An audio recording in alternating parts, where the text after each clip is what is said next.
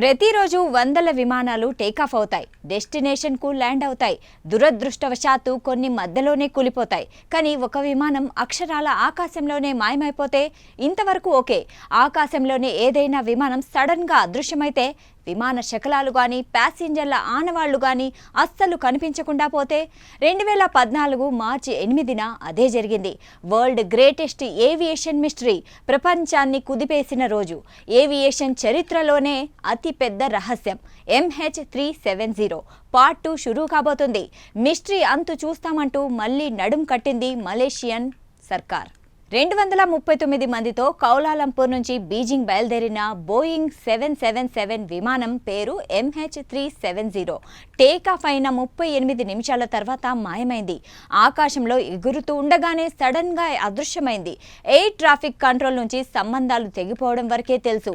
ఆ తర్వాత ఏమైందో అనే మిస్టరీ. ఆ మలేషియా విమానం ఏమైంది? కూలిపోయిందా లేక ఎవరైనా కూల్చివేశారా? అంతకు మించి జరగరాని అద్భుతం ఏదైనా జరిగిందా? ఇటీవలే MH370 పేరుతో ఒక వెబ్ సిరీస్ కూడా వచ్చింది.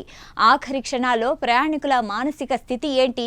అన్ని అంశాలను కళ్లకు కట్టింది MH370 వెబ్ సిరీస్. ఈ 11 ఏళ్లలో ఈ చిక్కుముడిని విప్పడానికి ఎన్నో ప్రయత్నాలు జరిగాయి. సిగ్నల్స్ తెగిపోవడానికి మిలిటరీ రాడార్లు రంగంలోకి దిగాయి.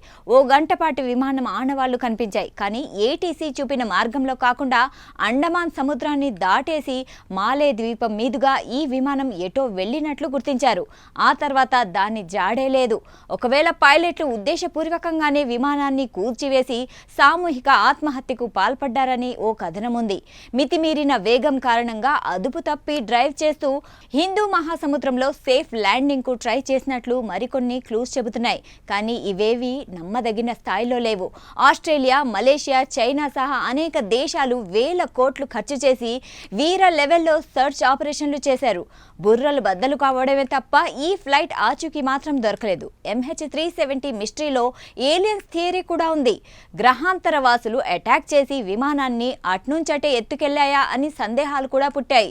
ఇక హఠాత్తుగా కనిపించకుండా పోయిన MH370 విమానానికి సంబంధించిన ఒక వీడియో సోషల్ మీడియాలో వైరల్ అయింది. ఒక గుండ్రటి వస్తువు విమానం చుట్టూ చక్కర్లు కొడుతున్నట్లు కనిపించింది. కానీ అది ఎడిట్ చేసిన ఫేక్ వీడియో అని సైబర్ ఎక్స్పర్ట్స్ తేల్చేశారు. దీనిపై ఎలాన్ మస్క్ కూడా స్పందించారు. స్పేస్ ఎక్స్ కు చెందిన దాదాపు 6000 శాటిలైట్లు స్పేస్ లో ఉన్నాయని, వాటిలో ఏ ఒక్కటి ఏలియన్స్ ను ఫేస్ చేసిన దాఖలాలు లేదని చెప్పారు. 26 దేశాలకు చెందిన 60 నౌకలు, 50 విమానాలు కలిసి లక్షల చదరపు మైళ్లలో హిందూ మహాసముద్రాన్ని జల్లెడ పట్టినా శకలాల జాడ దొరకలేదు.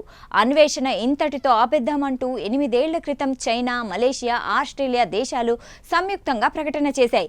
నిజానికి ఈ ఏడాది మార్చిలోనే సెర్చ్ మొదలుపెట్టినా వాతావరణం అనుకూలించక ఆపేశారు. ఇదే ఆఖరి ప్రయత్నం అంటూ 55 రోజుల సెర్చ్ ఆపరేషన్ డిజైన్ చేశారు. ఇందుకోసం ఓషన్ ఇన్ఫినిటీ అనే సంస్థతో $70 మిలియన్ డీల్ కుదుర్చుకుంది మలేషియా సర్కార్.